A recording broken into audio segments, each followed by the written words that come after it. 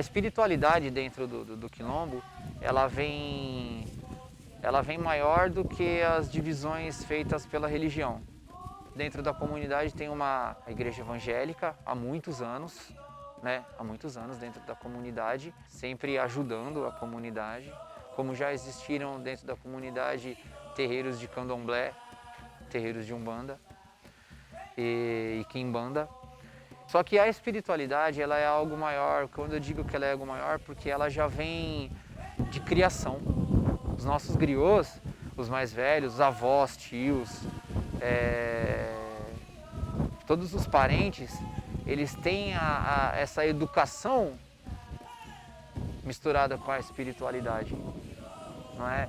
A crença nas entidades do mato, nas entidades da água, da terra, do fogo. Isso é as histórias que os griots contam de assombração, de enterros guardados por alma penada de escravo, de fazendeiro, enterro de ouro. Muitas histórias que já se concretizaram aqui de pessoas que realmente acharam os enterros de ouro, né? Dada por almas, né? Então, até mesmo as famílias que frequentam, que são evangélicos, têm todo o respeito por essas histórias. E os nossos griots, eles têm muita força, muita crença nos mistérios da natureza, nos mistérios da vida, nos mistérios dos milagres, não é? A nossa capela,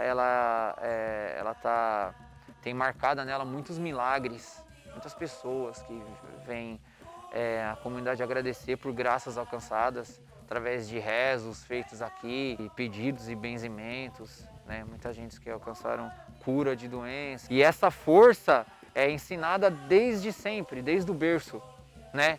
E um dos maiores exemplos que a comunidade tem de que isso fortalece é a capela de João de Camargo.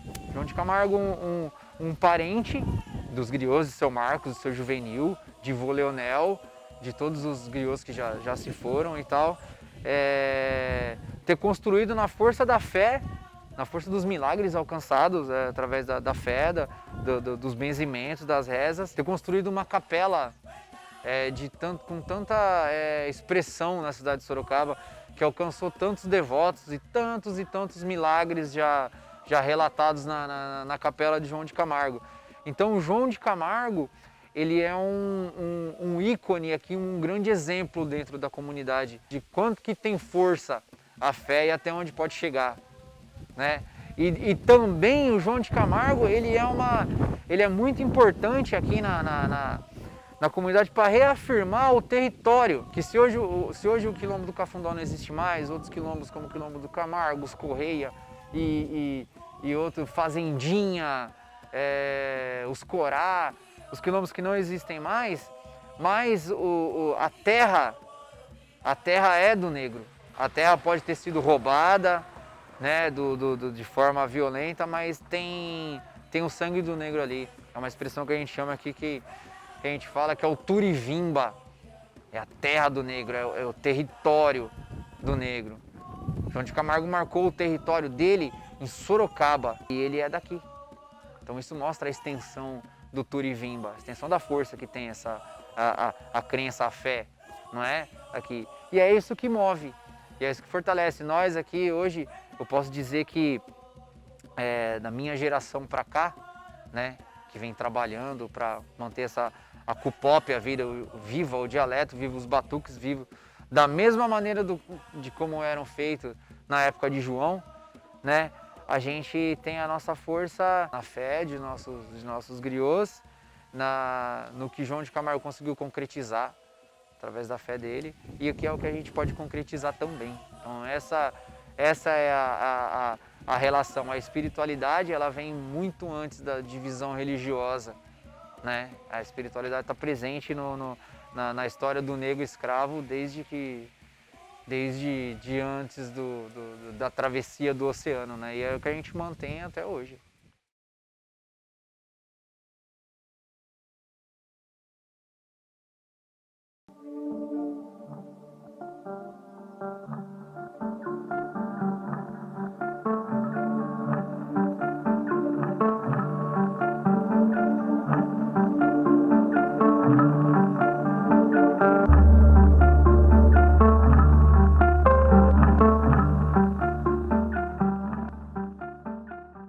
Eu sempre gostei de desenhar, né?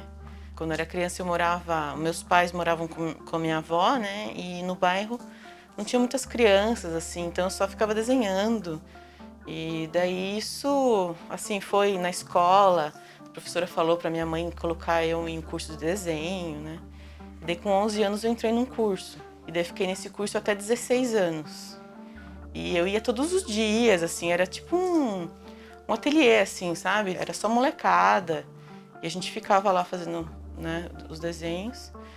E daí eu fui, assim, aquilo pra mim era diário, né? Só que daí até teve uma história bem chata que esse professor, depois, quando eu tava com 16 anos, ele falou que não me via mais como uma aluna, mas sim como uma mulher. Isso me traumatizou muito, daí eu saí do curso. Eu demorei um pouco pra retomar os desenhos, né? Porque isso me deixou em choque, assim, né? E daí depois eu entrei em outro curso e foi até que eu decidi fazer faculdade, né, de artes visuais. E na faculdade, né, que eu comecei a ter uma ideia mesmo, né? Porque uma coisa é o desenho técnico, né, o desenho artístico. E outra coisa é as artes visuais, né? É uma coisa muito mais ampla. Depois da faculdade, né, teve o ateliê do Sesc, isso também mudou muito minha visão. E eu nunca, assim, pensei em fazer outra coisa. Até já dei aula, né? Eu dou aula de artes, né, às vezes em escola. Até também já tentei trabalhar em lojas, no comércio. Mas não é uma coisa, assim, que eu gosto, não adianta. Na adolescência não tinha muito, assim, né? Era só as imagens que eu achava bonita, eu queria reproduzir. Queria fazer igual, né? Até chegar a essa perfeição, de atingir esse ponto, né? Da cor, achar a cor exata, copiar o desenho, ficar igualzinho. E tanto que na adolescência a gente adora isso, né? Na escola, todo mundo tem essa competição de desenho. Então. Depois foi assim, eu sempre gostei das coisas mais obscuras, assim, umas coisas a ver com a morte, porque a morte sempre esteve presente no meu pensamento, assim, mesmo antes da pandemia. Todo dia eu penso na morte, eu tenho medo da morte, né? Não tão da minha, na adolescência eu até queria morrer, né? Até quando eu comecei nesse ateliê de poética do Sesc, né, do Frestas, eu levei uns desenhos de umas pessoas agonizando, saindo coisas da boca. E depois que eu fui aprender a relacionar isso, a ver o que tem em todos esses desenhos, em toda essa produção, o que liga isso, né? Aí, observando isso e conversando com as pessoas, com os outros artistas, com curadores, né? Que eu fui ter noção do que é poética visual, o que é o meu assunto, né? O que eu gosto. E aí que eu entrei na pesquisa da Menina Julieta, né? E daí, nessa pesquisa da Menina Julieta, eu entrei em contato com essa pesquisa histórica, em arquivos de jornais. Aí isso definiu total, aí eu vi que era isso que eu gosto, isso que eu quero. E esses assuntos sempre envolveram, né? Assim, eu pego essa parte, o lado B da cidade, eu gosto de investigar. Tanto que esse trabalho tem muito a ver com a minha pesquisa, né? Do que eu gosto de fazer. É pegar essas pessoas que se destacam de alguma forma. Essa ideia de retomar a Julieta, eu tive nesse ateliê mesmo de poéticas, né? Investigando as coisas que eu gosto, as coisas que me marcaram, né? E daí eu decidi ir visitar o túmulo dela novamente, isso em 2014, por aí. E ao deparar no túmulo dela, né, eu revivi, né, porque quando eu era criança eu passeava muito no cemitério, né. Minha avó me levava, né, uma senhora que me olhava enquanto minha mãe trabalhava também, e sempre contava histórias, né, e a Julieta era uma delas. Mas nunca me falaram o que aconteceu com ela mesmo, né. Porque eu era criança, tinha 7 anos, né? E ela morreu com 7 anos. E falavam que ela tinha sido atropelada, alguém tinha feito mal para ela, enfim. E depois desse dia, na visita, né, do cemitério, que eu cheguei em casa e comecei a pesquisar. Nem sabia que tinha acervo de jornal digital. E daí, quando eu comecei a achar esse tanto de coisa, de informação, né, como ela tinha morrido, como repercutiu a morte dela, ou como ela virou uma santa popular da cidade, né? Isso que foi me alimentando, assim, que eu fui ficando obcecada mesmo. Eu queria saber tudo sobre a Julieta, eu queria achar os parentes dela. Eu queria saber quem que mantinha a capela dela. Daí eu conheci o Zé Capela também, que é um outro personagem do cemitério. E fui atrás da certidão de óbito. Eu só não achei o processo criminal, né? Eu fui no fórum, nossa, eu fui em todas as sessões do fórum, um empurrava para outro, todo mundo dava risada quando falava de 1899, né? Coisa que não era para ser, né? Enfim, daí foi assim, até os parentes dela, até como que é? Sobrinho neto dela, ele é médium, e até uma sessão psicografada com a Julieta eu consegui, né? Então foi uma obsessão assim que eu queria saber, né, quem ela era, onde que ela... Porque quando eu me envolvo com o trabalho, além das informações históricas, né, também eu queria saber tudo, assim, tudo. Onde ela morava, o que ela fazia, o que os pais dela faziam, enfim. Tanto que daí resultou no livro também, junto com o Carlos, né. Então, o Centro de Memória Operária começou logo depois que eu terminei o trabalho com a Julieta, né. Assim, eu nunca termino o trabalho total, porque eu sempre acabo retomando esses personagens em outros trabalhos, né. Começou porque eu queria ver fotos da época que a Julieta existia em Sorocaba, né, fotos de pessoas. Daí eu fui na biblioteca infantil, eu sempre gostava de ir lá pegar uns livros, né, sobre Sorocaba com o José Rubens, e eu pedi para ele, né, se não tinha fotos. Daí ele me passou um pendrive, e daí chegando em casa eu vi a foto da fábrica Nossa Senhora da Ponte, né, com aquele grupo inteiro das operárias, né, e operários. E aquilo me impressionou muito, eu adorei aquela foto. E eu queria achar a Julieta nas fotos, na verdade, por isso que eu queria as fotos de gente, né. E daí nisso eu vi várias Julietas ali, né, assim, várias meninas, muitas meninas pequenas e muitas mulheres. E eu fui dando zoom assim no rosto delas e daí aquilo me despertou o mesmo interesse que eu tinha na Julieta, de saber quem elas eram, como era a história delas, por que elas estavam trabalhando ali, por que crianças trabalhando ali, né? Porque a maioria eram mulheres, aquelas roupas, porque a maioria era tecidos brancos, enfim. E daí eu fui pesquisando nisso, daí que eu achei também o trabalho do Carlos, o Memória Operária, o livro Memória Operária, e o folheto, tipo uma publicação pequenininha sobre a greve de 17 em Sorocaba. E também nesse folheto estava assim, por um centro de estudos do operariado. Quando eu entrei em contato com esse folheto sobre a greve de 17 e por um centro de estudos do operariado, que eu falei com o Carlos, né? Vamos retomar essa ideia, mesmo sem dinheiro, sem sede. Dá pra gente fazer pela internet e depois vai conseguindo, né? Ele topou, daí a gente começou, fez uma página no Facebook, foi atrás de material, a gente sempre está atrás de material. Ele me passou várias coisas também, que ele guardou todos esses anos de jornais referente a isso. E daí foi assim, daí a coisa foi crescendo, né? A gente viu a importância mesmo disso. E tá desde, né, essa ideia do centro foi desde 2016, 2017, né? Essa ideia foi amadurecendo. Tanto que em 2017 a gente fez um evento, o centenário da greve geral de 17, né, junto com a UFSCar. E na época o ateliê também abrigou uns filmes dessa semana. Para esse projeto, né, tem muito a ver com o meu trabalho, né, com as coisas que eu gosto de pesquisar. E eu escolhi assim, como o João de Camargo ele representa, né, essa exposição, né, e toda essa mística, todas essas histórias, né, tem muitas histórias, né, por trás disso. E o córrego mesmo da Água Vermelha, tudo. E eu decidi, assim, pegar uns personagens da história de Sorocaba, né, que se destacaram por alguma obsessão, por alguma convicção, pessoas diferentes, que desconfiavam de algo, sabe, pessoas que de alguma forma não era assim, sabe, deixava a vida levar e a rotina normal e nasce, vive e morre. São pessoas que se destacam por alguma coisa, né? Então eu comecei a elencar alguns personagens, né? Algumas pessoas, né? Por exemplo, o Beduíno, né? Que tem até um documentário sobre ele, que foi um guerrilheiro de Sorocaba, né? Ele estava envolvido naquele evento do trem pagador, do assalto ao trem pagador, o Seu Juvenil, que morava ali também no bairro da Água Vermelha, vizinho de João de Camargo. E ele cuidava de uma cruz que havia ali, que era do menino José de Paula Neto, que antes, né, em Sorocaba, tinha várias cruzes que as pessoas, assim como teve da Julieta, né?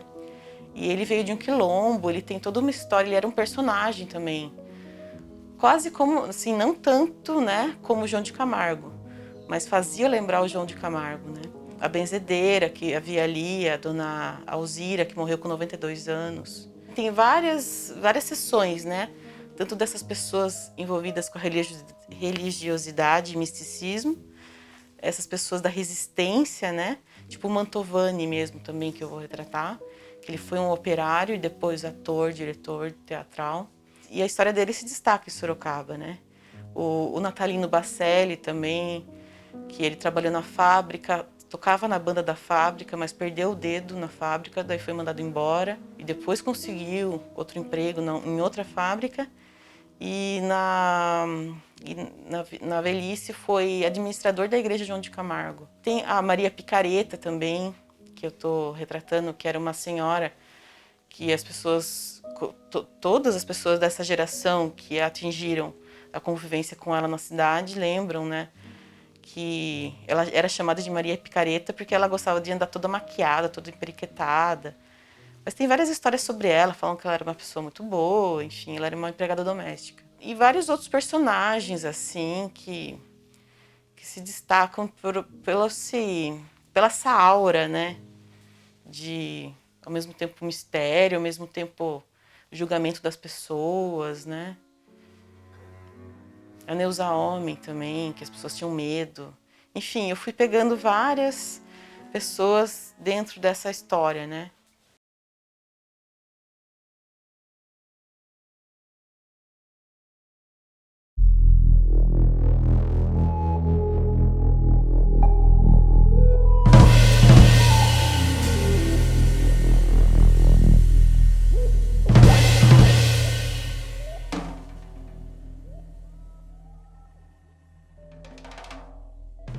Olá, eu sou a Nathalie Meza, eu sou artista visual, sou cantora e acho que algumas coisas a mais. Eu comecei querendo ser escritora, era um sonho que eu tinha, eu escrevia umas novelas quando eu tinha uns 11 anos, assim, eu escrevi umas novelas no Orkut, sabe? E a galera acompanhava, você acha que não, mas a galera acompanhava. A partir disso, eu fiquei meio, sei lá, deslumbrada com o poder da palavra, né? Como a palavra ela tem o poder de infectar os ambientes. Aí, a partir disso, eu acho que me interessei por outras formas de arte também. Eu sempre gostei de música, sempre me emocionei muito com música.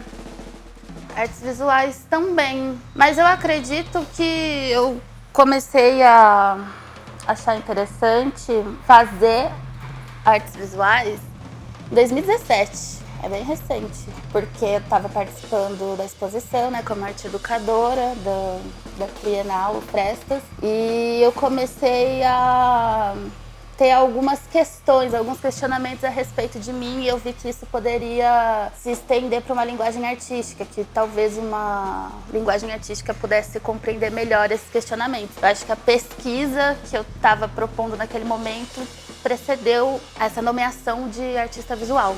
Acho que eu estava querendo investigar, né, o que é um corpo gordo, quais são as questões estruturais que perpassam ele, nomear, né, as coisas que eu já havia presenciado, vivenciado. Acho que nomear é um momento poderoso, né, de transmutação. Eu sempre escolhi a tecnologia, na verdade, assim, eu sempre escolhi a fotografia, a projeção. E as redes sociais sempre me interessaram muito, porque, bem no fim, eu sempre tive questões com o meu corpo, desde que eu me entendo por gente. Então, eu achava que na internet eu tinha uma potência muito interessante de desmaterializar aquilo que era um grande empecilho na minha vida. Meu corpo ele era um empecilho. Que loucura, né? Porque é o veículo... Não é veículo, ele é a vida em si, né? Ele é a própria vida, mas pra mim era um grande empecilho. E eu vi ali uma potência de isso não ser mais um empecilho, né? Que as pessoas pudessem me conhecer primeiro através da palavra, depois através das coisas que eu produzia E isso pra mim era muito potente. Então eu experimentei desde muito cedo, assim, eu comecei a ter acesso à internet, eu tinha 11 anos. E desde esse período eu comecei a fazer fakes. E eu usava esses fakes exatamente para poder existir. As pessoas sabiam que era fake, era uma comunidade que existia no Orkut, onde todo mundo sabia que era fake. E as pessoas se relacionavam com avatares, né? Então eu gostava muito disso porque meu corpo já não era um empecilho. E eu poderia me expressar livremente quem eu queria ser, porque o meu corpo ditava quem eu podia ser. E eu tinha uma necessidade de ser quem eu queria ser. E depois que eu, sei lá, tive uma certa idade, eu comecei a ter mais ousadia de ser quem eu queria ser com o meu corpo, né? Trazer ele pro jogo da existência. Mas eu era bem... não era apática, mas eu existia conforme falavam para eu existir nesse mundo material físico, e no mundo virtual eu era uma pessoa completamente outra, assim. Fragmentei minha personalidade. Então isso fez muito parte, então por isso que isso faz parte da minha pesquisa hoje também, né? Ó, a obra Decomposição da Imagem, ela partiu da criação de um quadro, né? Eu criei um quadro, que eu peguei uma linha assim de aço e costurei essa linha de aço, passei um verniz por cima, mas eu não sabia lidar muito bem com a materialidade daquele quadro, então eu fiquei pensando o que eu posso fazer, e ele ficou parado um bom tempo. E aí, quando surgiu a proposta do Corpos da Água Vermelha, eu fiquei pensando, né, eu tinha uma ideia de trabalho a apresentar, mas eu estava com uma outra pesquisa, com outros anseios. Então eu peguei esse quadro, que era um momento muito simbólico para mim, que eu fiz alguma coisa material de fato, eu não sou uma pessoa muito manual. Então eu transformei aquilo numa imagem, né, numa imagem virtual. Eu uso com uma ressalva esse virtual, né, porque o que é virtual? É muito amplo. Transformei isso em algo virtual. E fui pensando em como essa matéria pode se decompor, né? Por aí eu pensei nos pixels que morrem, fiquei na minha ideia. Mas eu fui decompondo essa imagem, assim. Primeiro eu tirei ela do mundo físico, coloquei ela num plano virtual. Aí do virtual eu passei a decompor a visualidade dela, né? A forma dela em ruído, um ruído RGB também. E aí depois eu tirei a cor dela. E depois de tirar a cor dela, eu deixei ela em código. Quando eu fiz o trabalho Isso Não É um Corpo, eu estava pensando sobre uma pesquisa que eu fiz em 2017, né? Com projeções da palavra gorda sobre o corpo, e você só conseguiria ver aquele corpo através da projeção, né? Através desses feixes de luz. Então você de fato não via aquele corpo, se é que havia um corpo, né? Só havia a projeção da palavra dando a forma daquele corpo. Eu resolvi resgatar, na verdade, esse trabalho. Eu estava num momento assim pesquisando um pouco da obra do Magritte, na verdade, principalmente a traição da imagem, né? Isso não é uma imagem. Eu acho interessante essa proposta irônica, né, do surrealismo. E aí eu fiquei pensando também que isso não é um corpo, né? Isso é uma imagem. Uma imagem, ela é apenas uma imagem. Isso tem uma implicação política, né? Uma imagem, ela pode ter acessos, ela é importante de ser visualizada, mas a nível estrutural, a nível da materialidade física, o que muda, né? Um corpo gordo, por exemplo, ainda, sei lá, eu sofri gordofobia médica 3 meses atrás. O que muda a nível material, físico? Os espaços eles são apropriados ainda? Tem mudança estrutural de fato? Então eu quis trazer um pouco que isso é uma imagem. A imagem ela é publicitária, ela tem assim os seus milhares de serviços, mas se não tem uma implicação na materialidade física é difícil, né? Não dá para negar. As coisas elas caminham em conjunto, né? Não dá para viver só virtualizada, eu tentei. Mas também não dá pra negar também a virtualidade, né? Ela é bem importante, ela é a nossa subjetividade expandida e conectada. Esse trabalho, ele é mais ele é irônico, né? Isso daqui não é um corpo mesmo, porque são fragmentos de corpo, percebido pela palavra, né? Pela luz ali projetada no corpo. Que uma imagem é uma imagem, que pode ser que não tenha muita implicação estrutural, como não tem tido, né? A gente discute, a gente tenta modificar a nossa realidade próxima, mas ainda é muito limitado estruturalmente.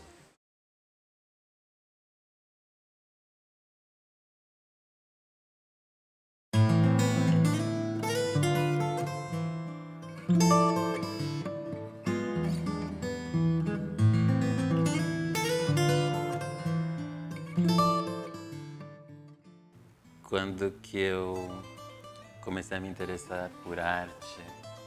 Minha mãe me colocou na escola de música desde os 7 anos de idade. Então, desde os 7 até os 18, eu estive numa escola de música, então com acesso a várias áreas da cultura. Acho que depois disso eu já estava muito inserida e me entendendo muito neste lugar, nesse ambiente. Era um ambiente que me satisfazia. E acho que em 2012 foi quando eu fiz meu primeiro trabalho artístico, que foi no Rasgada, no Carne de Segunda. Eu sempre fiz coisas visuais, manuais, mas a primeira manifestação para um público, para uma programação, foi a performance.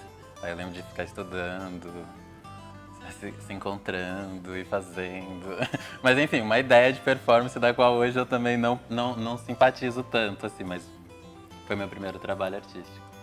Quais são os meus interesses artísticos? Acho que bem no comecinho eu nomeava de questões de gênero, sexualidade. Acho que eu estava investigando isso. Sempre quando você começa a investigar algo, você vai descobrindo um monte de outras possibilidades, outras coisas, né? Outros caminhos.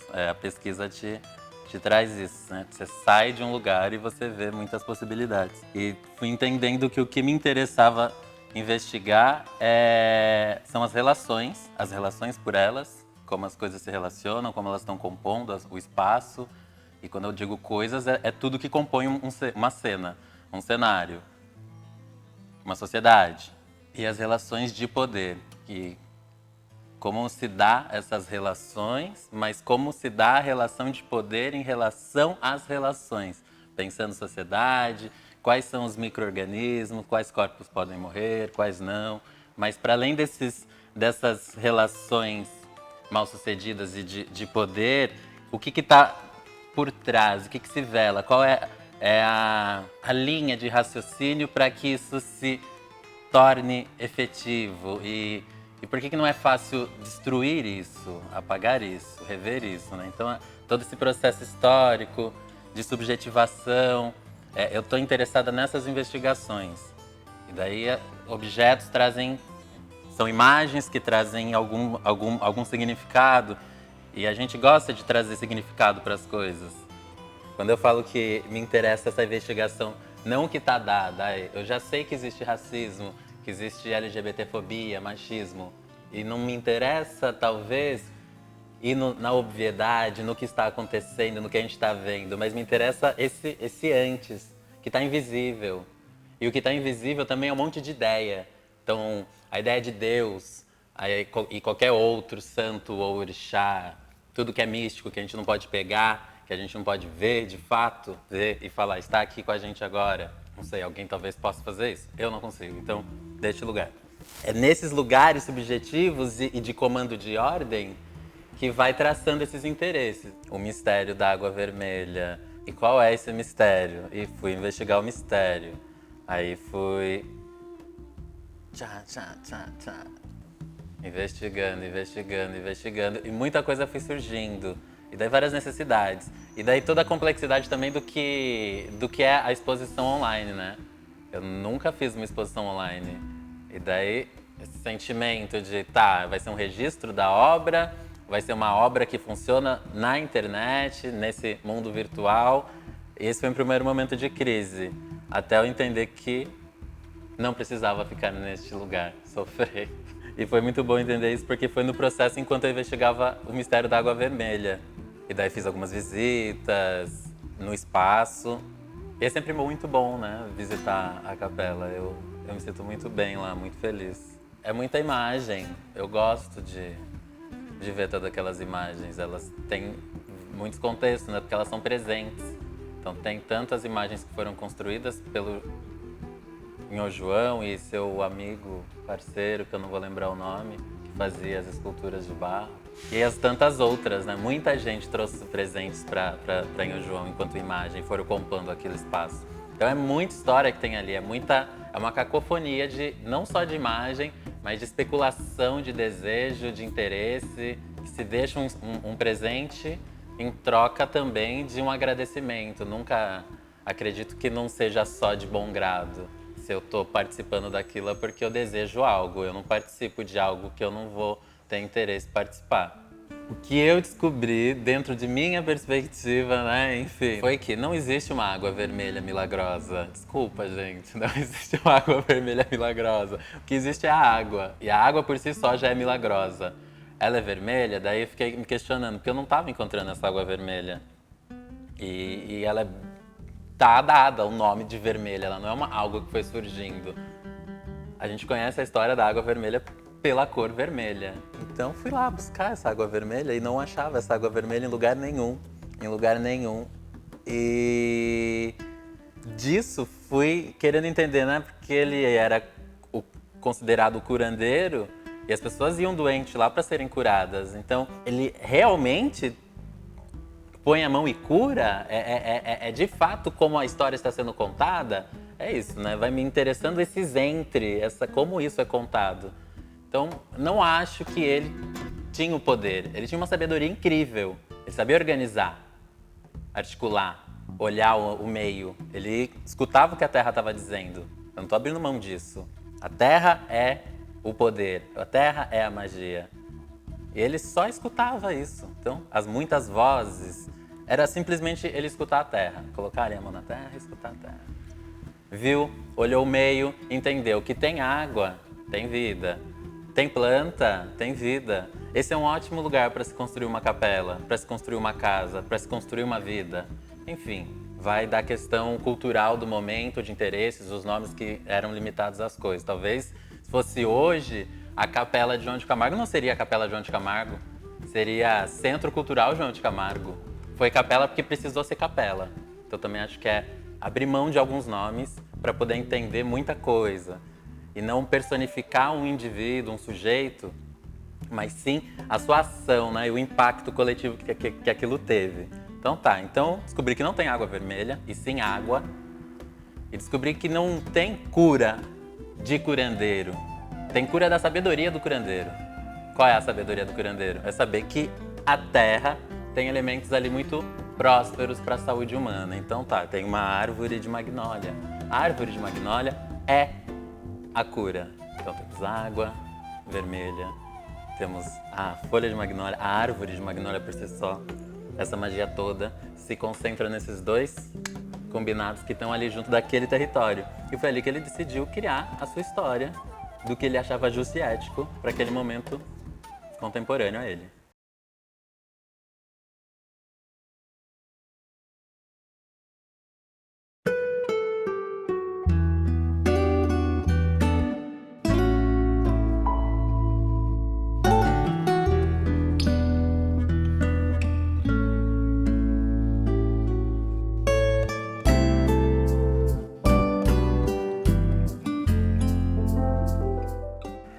Eu comecei a me interessar por arte logo na primeira infância, antes dos 18 anos de idade. Eu ficava impressionado com os desenhos que a minha mãe fazia, né? E aquilo me criou uma inquietação. Eu só fui preencher isso quando consegui fazer o meu primeiro desenho que me satisfez. O primeiro desenho que eu achei que estava à altura daqueles desenhos. A partir daí eu comecei a me desenvolver. Aí em 1966 teve uma grande exposição em Sorocaba, do Cruzeiro do Sul. E lá eu já tinha pintado alguns quadros que retratavam alguns prédios antigos da cidade, alguns prédios importantes, né, arquitetonicamente, historicamente na cidade. Dessa exposição surgiu um clube, um grupo de pessoas que pintavam, de artistas, e criaram o Clube dos Amigos da Arte. A partir daí, acho que era o último domingo do mês, existia uma reunião, fazia-se uma feira de arte ali onde é a Praça Frei Baraúna ali, onde é o Fórum Velho, foi a oficina cultural, e ali todo mês existia uma exposição ao ar livre e a gente participava disso. Eu sempre fui muito bem aceito em Sorocaba, desde essa primeira exposição, porque talvez fosse os únicos trabalhos que retratavam a cidade de Sorocaba. E nessa época eu tinha 16 anos. Então isso acabou sendo um sucesso, né? Eu passei a participar de um grupo que só tinha adultos, né? Então essa recepção para mim foi muito boa. A partir daí, eu comecei a me interessar mais especificamente, mais seriamente por isso. Comecei a pintar mais, comecei a mandar os trabalhos para os salões, e à medida que fui entrando nos salões, fui sendo premiado, aí eu resolvi entrar para a Faculdade de Belas Artes. Aí eu cursei a Faculdade de Belas Artes e depois acabei dando aula lá durante 10 anos. Então essa foi a minha trajetória até chegar no momento em que eu falei, bom, agora eu sou isso mesmo. Em 73 entrei na Faculdade de Belas Artes. Nessa época eu já tinha ideia de fazer alguma coisa por Sorocaba, fazer alguma coisa que tivesse uma grandeza, sabe, fosse criar monumentos aqui, que desse uma outra visão para Sorocaba. Mas isso ficou, também era uma época que todo mundo saía daqui procurar, sei lá, uma situação melhor, todos os jovens mais, sei lá, ousados, enfim. Eu passei de uma série de momentos, né, de estilos, digamos, na minha trajetória. Eu comecei com essa coisa da pintura realista, da pintura ao ar livre, né? Depois eu passei por uma fase abstrata, um abstracionismo lírico. Eu já comecei uma carreira aí, porque a partir daí eu ganhei um prêmio, aí isso me animou. Falei, bom, acho que eu vou me dedicar a isso mesmo.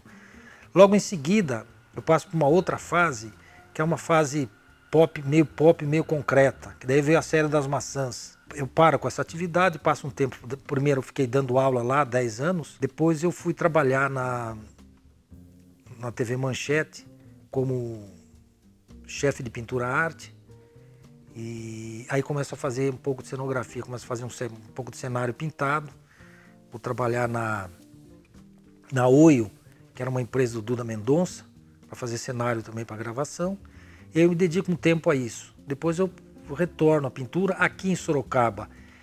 Eu participei de todos os eventos do Terra Rasgada. A partir de 1995 começou esse movimento do Terra Rasgada e eu participo de todos esses movimentos. E lá eu tive a oportunidade de fazer outras coisas que não fosse pintura, mas fazer instalações e coisas afins, né? Aí depois eu volto a pintar especificamente, eu retomo isso e nasce a ideia do Ibsoroc. Ao conviver com o Dr. José Carlos de Campos Sobrinho, o Carlos de Campos, cujo livro vai dar origem até ao projeto, né, Corpos da Água Vermelha, ao ter contato com ele, eu vou tendo um aprofundamento nessa história de Sorocaba, convivendo com ele, conversando com ele. E quando ele é convidado para escrever o livro, eu acompanhei todo o processo de escrever o livro, desde o primeiro capítulo, o segundo capítulo, na medida em que eu fui vivenciando isso, eu tive a ideia, falei, bom, eu vou pintar a história de Sorocaba. Eu tinha uma questão também, que era um desafio, porque eu comecei a pensar, por que se um cineasta pode fazer um filme histórico, por que um artista contemporâneo não pode fazer um filme histórico, uma série histórica? A partir daí, eu resolvi, falei, bom, vou fazer essa história de Sorocaba, mas com algumas particularidades. Uma delas é fazer uma releitura dos estilos de época do acontecimento histórico. Por exemplo, as primeiras notícias de Sorocaba acontecem no ápice do maneirismo. O momento da fundação de Sorocaba está no alto barroco, quase já a decadência do barroco. Quando chega aqui a modernidade, 1900, 1903, 1915, nesse período de tempo, o que acontecia era desenvolvimento de cubismo, expressionismo, futurismo.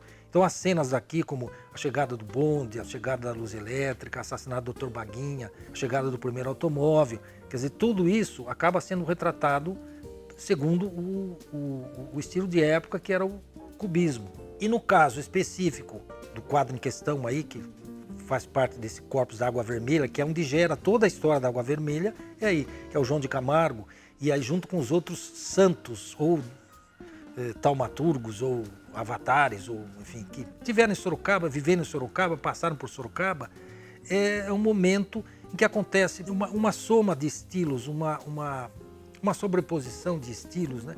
E justamente no momento em que João de Camargo recebe a mensagem do Alfredinho, é o momento em que estava no auge o cubismo. Então, a partir dessa imagem, eu vou desdobrando as outras.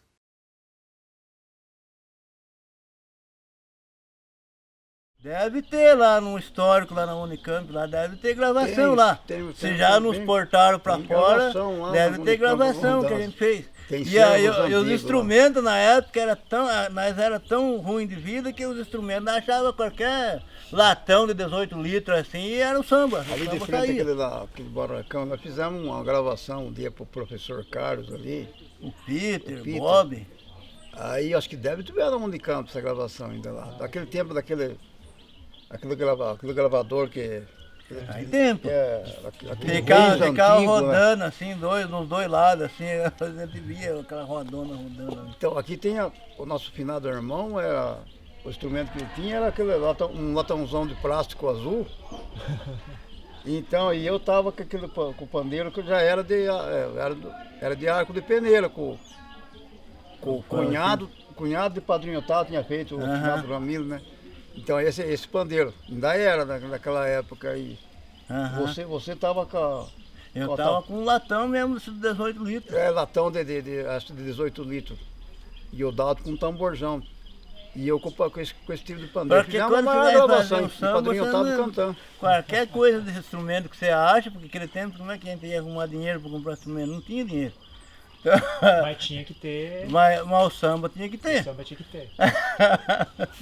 E as letras, tinha a letra improvisada, né? O repentista, mas Tinha. aí um retrucava com o outro, assim? Tinha Tinha bastante. também? Aí tinha, que tinha o finado Paulo também, que era repentista também. Era quase tipo Caruru, só que era em tipo samba. de samba, em samba. Olha, isso era um caruru de samba. Aham. Que legal. E aí também tinha uns cantos de jongo, assim? Tinha. E aí tinha. aprendia com os mais antigos. Isso. E tinha gente que inventava música também, inventava canto, tinha gente. Praticamente o nosso jongo- tio Otávio Caetano, ele inventava Ele música inventava de repente, assim. Era, sabe, um compositor de música que escreve, é letrado, né? Conheço. Mas ele inventava a música e ideava a música na mente. E cantava a música inteira. Nossa, e o senhor lembra de alguma música? Ele? Eu agora, no momento, faz muitos anos, eu não lembro muito bem. Eu lembro de alguma. Como é que tinha uma pisada quase a batida do samba grande, como é que é? Faz muito tempo entre a luta de mente, a gente vem meio dando uma enfraquecida, né? Você sabe de uma coisa Como é que, que é? infelizmente, hoje em dia os mais novos não ligam muito para isso. Então A você gente não que tem lembra muito do com colocar, quem porque a ficar tradição não aprimorando pode essa perder, não tem cultura antiga. Porque hoje em dia os mais novos estão muito voltados no celular, no Face, essas coisas. E esse tempo não existia isso. Esse tempo não existia celular, né? Até o Não, computador eu hoje nem já sei se existia direito. Já Então não. a modernagem, a tecnologia tomou conta, né? E aí Então, a turma tá pensando muito nesse negócio da publicidade de Face, né? Agora a turma grava assim, fala aqui, já vê lá em São Paulo, naquele tempo nós ia em reunião, tinha que ir lá mesmo, falar de cara a cara, agora não. Aí a turma faz esse negócio de live aí, a pessoa tá lá no fim do mundo, tá vendo? então, e aí esse turma mais novo acostumou com esse negócio de tecnologia. Mas não pode. Tem que ter também a tecnologia, mas também não pode esquecer, né? Porque a origem que trouxe nós até aqui Tem que. foi sem tecnologia. Agora que começou a tecnologia. Então, né, por exemplo, uma coisa que eu gosto bastante, né? Acende um fogo, né? E conta uma história, né? Isso, Hoje em dia a gente com não ela, faz o mais tempo, isso, né? o Hoje em tempo dia todo antigo mundo era fica na assim, TV, né? O foguinho ali na Voltado à aqui, TV, senão. E ninguém conta Hoje em dia história, ninguém conversa ninguém mais, conversa. porque fica teclando no celular não ali. tem E mais aí, às vezes tá mandando mensagem para outro ali, não fala mais. Então, aquele tempo era um diálogo, assim, olhando na cara, assim, nos olhos, assim. Agora não, isso aí acabou.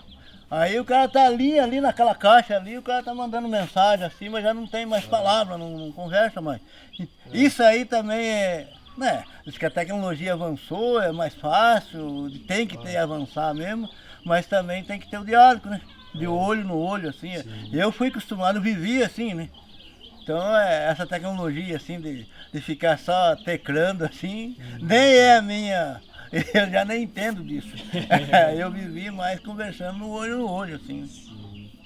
E a música é esse momento de você poder, né, passar o tempo, se acalmar, né, das coisas. Eu acho que a música, de repente, fala a história também, né? Conta a história. Conta a história da língua, conta a história do sofrimento para a gente chegar até aqui, conta da história do antepassado, do que eles sofreram, né? Das dificuldades que eles sofreram no passado. Então, agora, na tecnologia não dá para contar tudo isso aí. E você já lembrou de uma música do Padrinho? Pra cantar pra gente aí, pra dar uma palhinha pra gente? Eu tô tentando lembrar aqui um pedacinho aqui, vamos ver. É uma música que ele cantava. E até que chama. Tem o nome de Piedade. Aqui é. Em piedade, eu fui no samba pra matar minha saudade. Em piedade, eu fui no samba pra matar minha saudade. Aprontou, hein, Piedade?